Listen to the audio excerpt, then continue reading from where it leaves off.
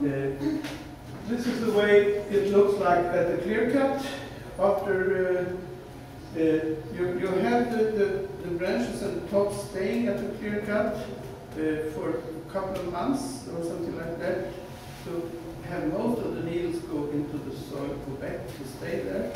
But you don't want the needles in the boiler, because you have problems with agglomeration and so on if you have too much needles. And you have also too high content of the nitrogen in the fluids.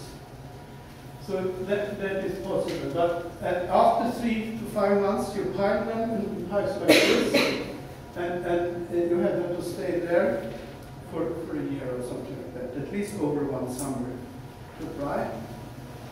And then you go there with the shipping machine and transport them to the biomass plant or to the something between. And this is a traditional way. Today we also start with the stumps, and then it's even more needed to bring the ashes back. It is not mandatory normally to bring the ashes back, but in the newest environmental conditions, it says that the ashes should be brought back first.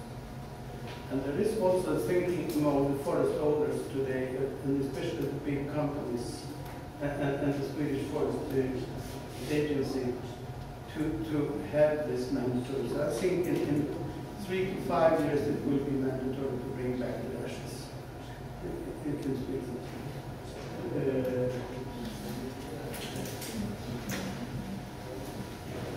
And here you see some biomass wood chips and the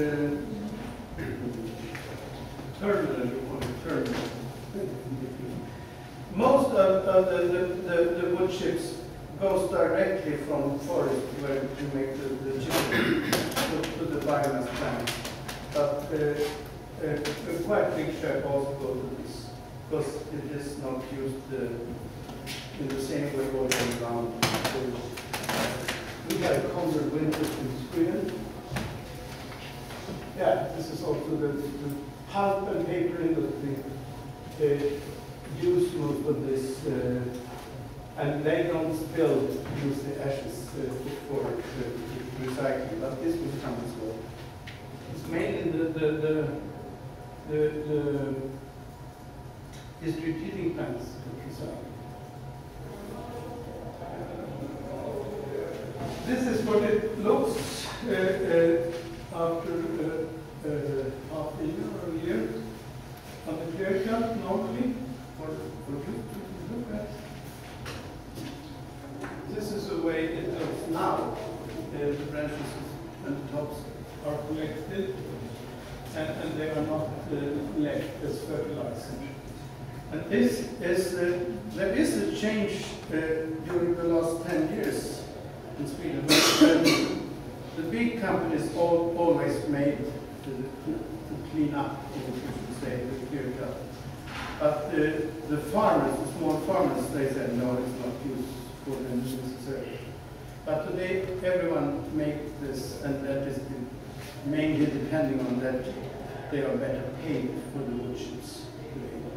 So that is, and also they realize that at least in south of Sweden, it is possible that the nutrition could be taken away from unfruitful cycles. Ash is in between 0.3 and up to 5% of the tree goes to ash. And if you have a lot of bark and so on, it could be up to 5%. And peat is bigger as well. But normally the whitewood is 0.3, 0.5, something like that. So it's not very much ash.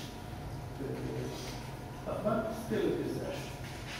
And as I said, if it's gray, it's perfect. Black is probably not easy to, but it will not harden when you put water and the dolomite in it. Yeah, here is the research again.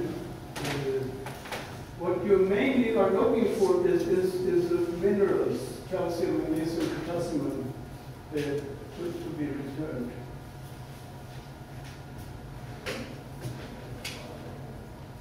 And here is some things. There is a big research and developing going on regarding the green sludge to be mixed with the ashes and hardened and spread. But this technology is still too expensive. So it is, then that should be from the pulp industry.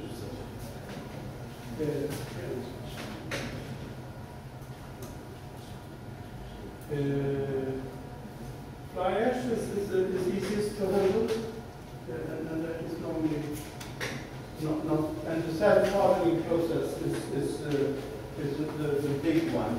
Renovation is there, but not very big.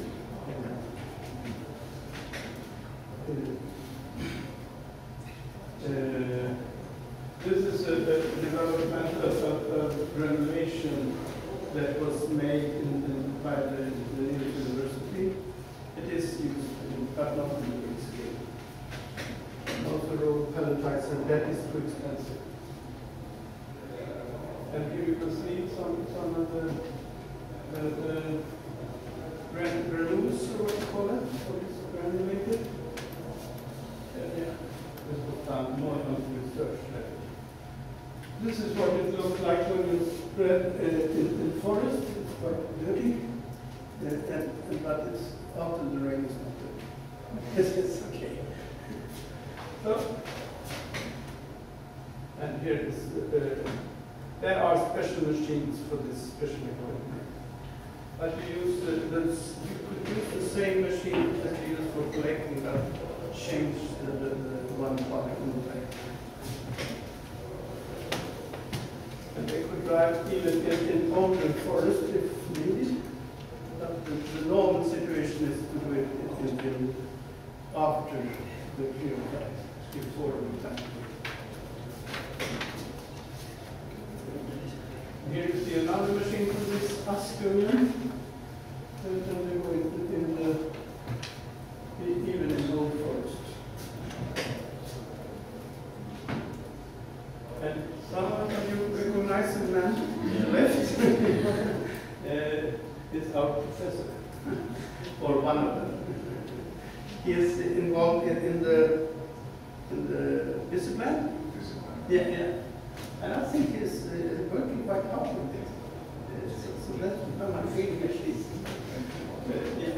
You don't see so much, but here you could see some granules laying on the ground. And yeah.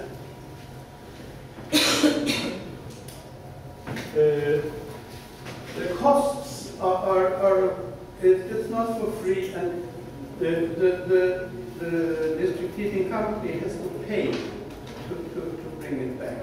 And also the farmer or the forest owner has to pay a little bit. But of course, if you fertilize, you also have to pay something. But the prices are going down, but as mentioned on the yeah, you can see the normal amount that you spread is 3 to 4 tons per hectare. That has to be measured depending on the soil. But this is quite traditional in our region. And here are the costs. There are 3 ways of handling this. The first one way is to mix it with the soil that is used in gardening and in towns and so on, not in the agriculture sector. And that is almost free, not for people affected, but almost. The second part that has been used for quite many years now is to cover old landfills with this ashes. And And that has been a big share, depending on, in 2001 or something like that, it was said that almost every landfill in Sweden should be closed. It is not okay to use a landfill. You should do other things. And that is good, of course. But then you have to cover them. And ashes have been used for this. The third is what I have been talking for a while, about using it as a fertilizer. And of course, that is the long run thinking. And this is about the double price of cows for covering. So it's still someone who says it's too expensive. But it's very much used nowadays. Trends are going to recycle. Yeah. You have to when you should spread this, you have to make a small investigation how it should be run. Normally it's stored for 6 to 10 months, and then it's spread.